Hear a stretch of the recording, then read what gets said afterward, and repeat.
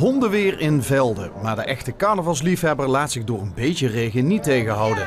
Voor de meeste optochtgangers was het niet zo heel aangenaam, maar deze deelnemers hadden het zelfs warm. Mag ik een koud pilsje erbij? Maak het wat doet wat het onderwerp is, joh. Nee, als maar wie erin komen in het bad.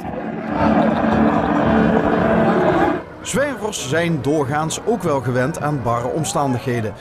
Maar wacht eens even, deze landloper komt ons wel heel bekend voor. Toch nog even terug naar de jacuzzi, want dat water ziet er een beetje geel uit. Dat is een persbak erin gemaakt. Nee, maar wat heb ik gehuurd? Geen tot niet mee voor de punten. Ja, dat klopt. De Wuilers hebben de boete gesloten, hè, met die vinden dat we te weinig aan de wagen gedaan hebben. Het is hier 40 graden, dus dat is heerlijk. Iets minder goed had deze Joekskapel het voor elkaar. Hadden we het toch goed gezien met die zwerver. Vorig jaar half naakt als Vladimir Poetin in de optocht.